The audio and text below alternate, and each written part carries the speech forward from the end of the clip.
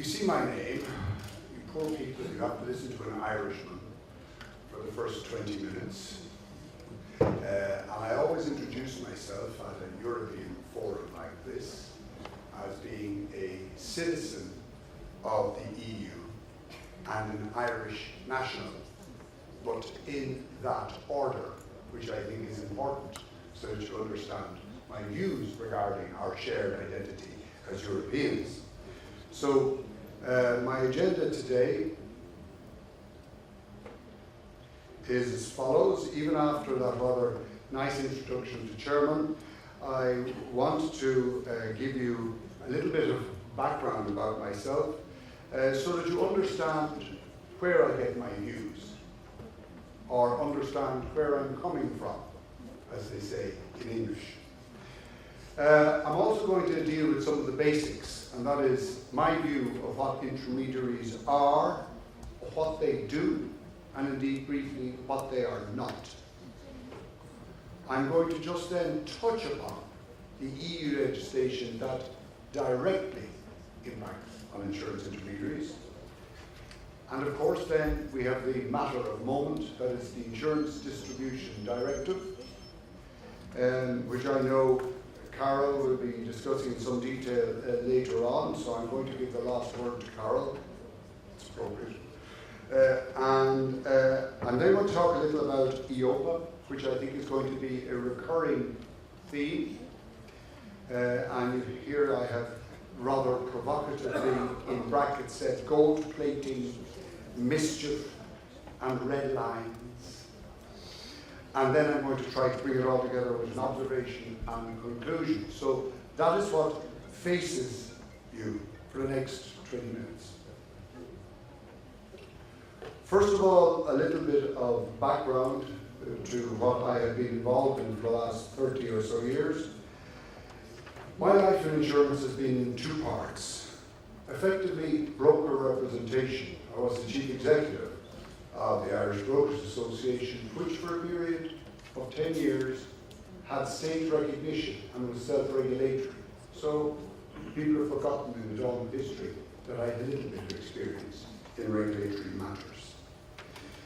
And indeed, I've been involved in BIPAR for as many years, which BIPAR, for those of you who don't know, is the European Federation of Insurance Intermediary Associations. So there are approximately 50 associations, including Bogdan Andreescu's association, are members of BIPAR, and BIPAR has managed to achieve quite a degree of prominence, I would like to think, over the last 10 or 20 years as being the sole representative body to discuss European intermediary affairs with the European institutions. And so we're being very fortunate in that we can speak with a unified voice. I think that's very, very, very, very critical when we all come from 28 states of the Union. You also see there that I've been involved in CEOPS, which was the European Committee, which morphed into EIOPA, which of course is one of the three S's, one of the new authorities based in Frankfurt. And I've been on the stakeholder group there for 2 terms. And that's a particularly important role. Again, Carol has been involved there for some time, and he was chairman of the stakeholder panel until your term ran out, in fact, just a month or 2 ago.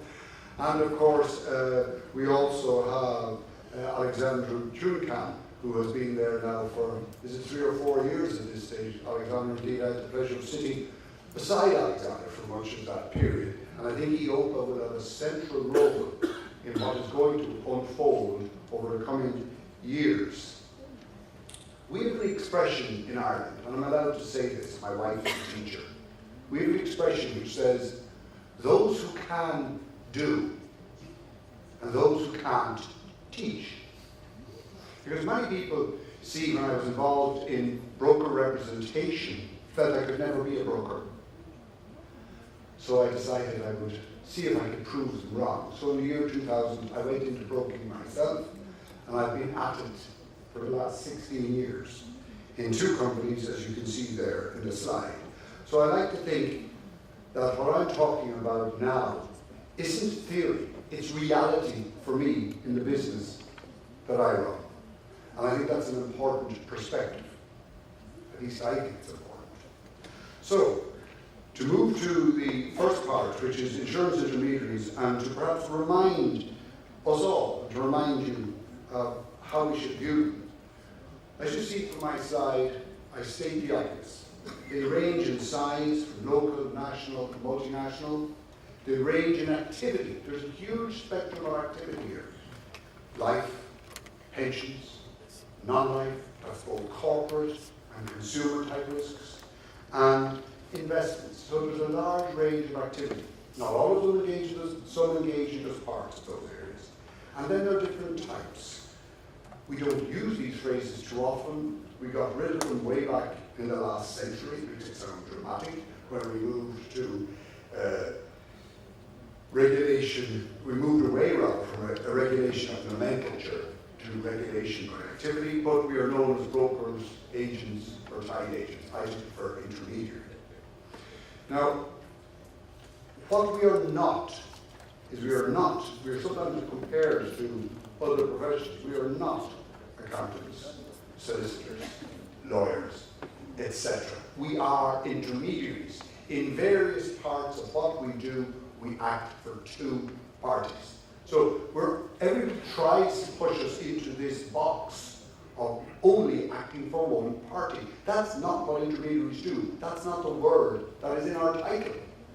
But yet, everybody tries to push us into that particular space. And lastly, an important factor is we are not a protected species. You do not have to deal with an insurance intermediary.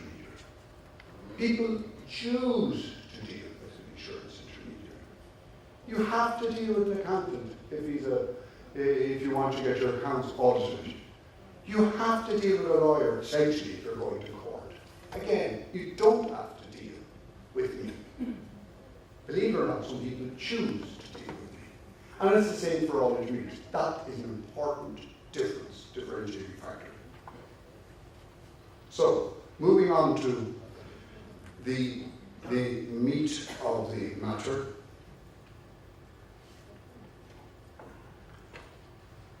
Yeah, I have a slightly different sequence.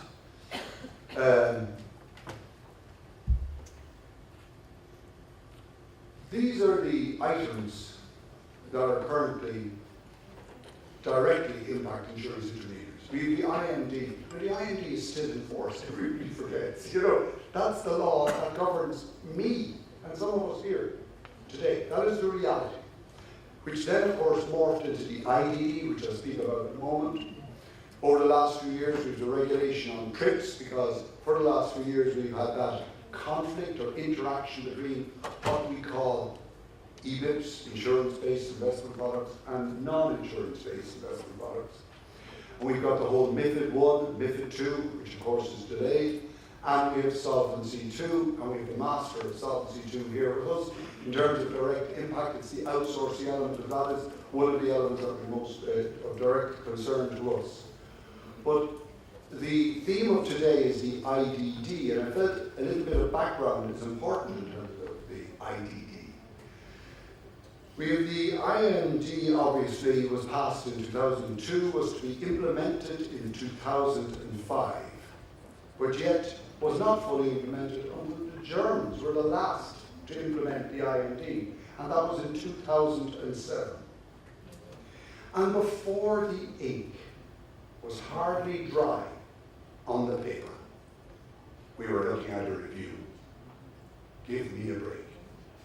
But we had a review, and then we had the recast IMD2 in 2012, which I think under the Italian presidency in the later part of 2014 got a name change called the IDD, and finally political agreement was adopted, and as you know now, in February it was finally published in the official journal.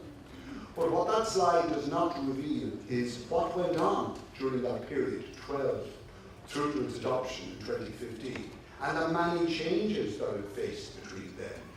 And if I was asked to explain what were the complexities, what was the overriding complexity in that period, I would say it was the tension between the MiFID approach and the insurance approach. There were other matters, but if I was to pick the core, I would say there was a constant attempt to mythize, if I put that, the insurance industry. And that's what the slide does not reveal, but that's a very important background.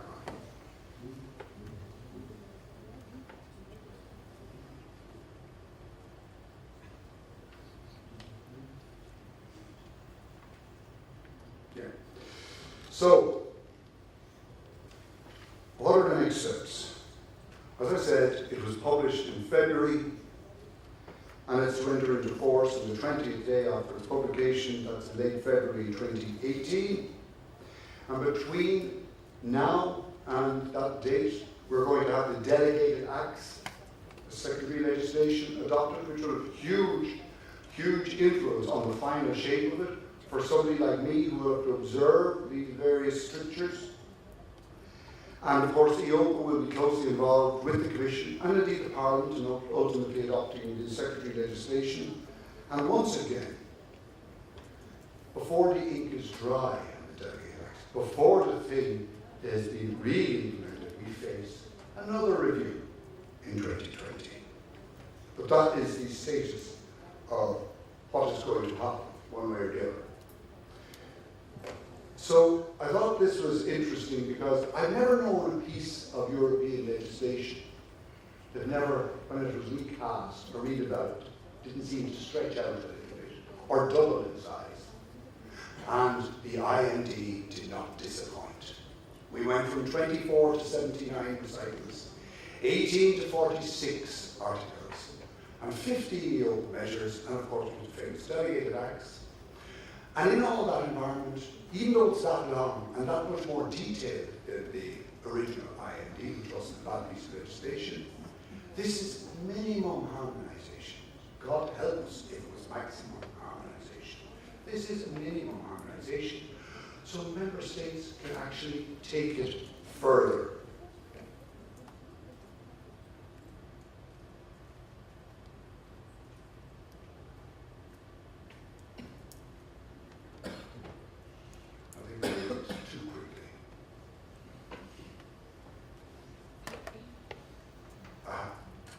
And this is what I say, the part to watch. The member state discretion. The opportunity to gild the lily, or to quite simply go mad. And so the areas that they can further elaborate are on, you see the list here, disclosure, will it be hard across the entire piece, across the full spectrum of business. Remuneration. Different member states have different approaches to remuneration. Some extremes banned. Other member states, advice is mandatory, like in France. Less important from our point of view, training. Well, training, we have the annex, of course. Then we have that beautiful European acronym, POG. Product Oversight and Governance Requirements. The general good rules, the lack of clarity there, by reference there, I'm talking about the fact that the IDD did not incorporate what we know as the Luxembourg Protocol on freedom of services or freedom of establishment, FOS or FOE, and didn't clearly, from our point of view, define the triggering element. And then, of course, we have that part of the IDD which deals with the insurance-based investment products, or EBIPs, and the potential for ongoing MiFIDization in that area, with the level 2 and level 3 measures following.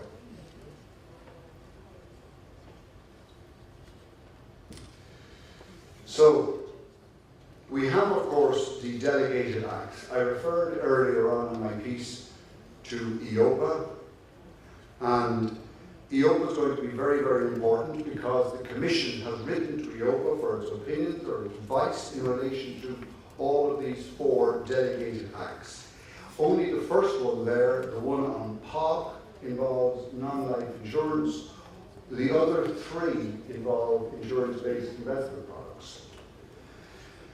And it is really in relation to the other 3 that the opportunities for MiFIDization presents itself. Because quite clearly, when the IND was passing through the democratic process, method and its approach in detail was rejected. But there are those who haven't given up. What they couldn't achieve through the front door, they would like to achieve through the back door. So we have to watch this carefully. In terms of the POG, that is the Product Oversight and Governance, again, I have a problem here, not with the concept. Really, Europe, the Commission, isn't asking us to do much that we aren't doing already. There are very few people who actually don't do some type of product oversight and governance type function. But it's how far you take that. And there's a word here that is frequently used at the European level. It's called proportionality. It's thrown out here, there, and everywhere. But I don't know if people understand what's involved. But I can say, representing many, many very small businesses, that we've reached a stage now where Europe, what it is requiring, or more particular, the member states, as they further elaborate, has become disproportionate. And I think we have to watch that. In relation to product oversight and governance, the specific area here of concern is in areas where there are little or no problems, non-life, consumer-type insurance, motor and household. Putting additional requirements on intermediaries in this space would not make any sense. I know we have regulators in this room. I come from a highly regulated environment.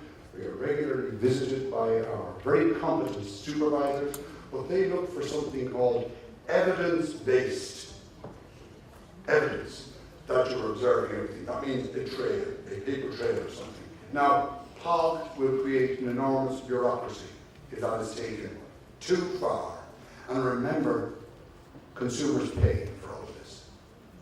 It's not us, it's not the insurers, consumers end up paying, including those who are actually not affected, who do not have problems right now. So we have to be very careful about what we do. Then to look at EIOPA's powers. I'm not going to go through them all, you can read them at your leisure, but they're very significant. From my point of view, I think EIOPA has the potential to be a wonderful institution, wonderful to all of us Europeans, because I think we have the potential to create, as it has, a college of supervisors, to create common standards across the full regulatory space. And I think if they use that, not to simply overload the regulations that have already been prepared with additional regulations, that would be absolutely terrific. But EIOPA will have a very, very, very central role to play in how supervision is actually delivered. And I think there's a rule here, and that is less is more. I haven't time to go into things like the KID and the PAID and the information flows that are required to be sent to consumers now. But there's a very aggressive regulatory authority in Australia, or much the same the world over in terms of what we face. And of course, EIOPA and the Commission are represented in the IAIS, so we talk the same language. But the Australians published a report, the regulatory authority published a report last year, and the title of the report was, "Too long, didn't read." I think that speaks volumes. I think we are threading in a very similar direction. And of course, what I have here on EIOPA is their role in the powers here, yes.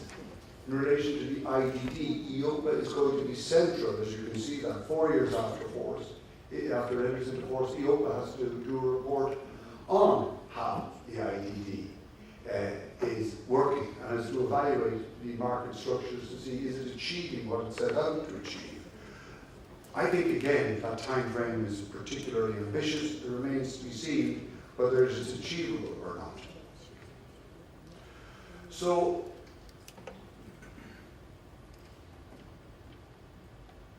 what are my sort of observations and perhaps conclusions? I think we've got to remind ourselves all the time, consumers pay for everything. That's just the bottom line. Never lose track of that. And you know, we're in a vast industry, we're in a vast community of 500 million people, that every day there are millions and millions and millions of interactions, routine interactions, motor insurance being renewed, household insurance, people affecting travel cover, never mind life investments, but the routine stuff. Most of it works. The vast majority of it works, and works well.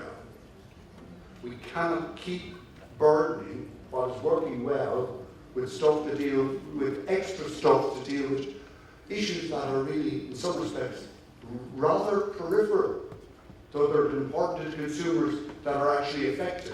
What we have lost is a sense of perspective and proportionality, and I think we have to be careful now, and we have to stand back and watch that. I also think that regulation has become an industry itself.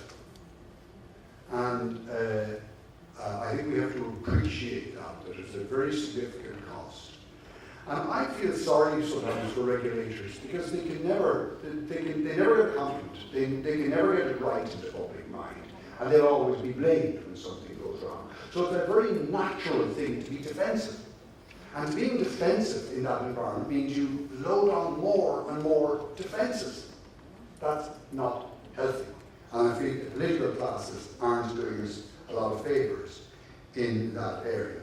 The last thing I'm going to say, because I'm conscious that, as you can gather, I could probably stand up here and speak for hours, you poor people.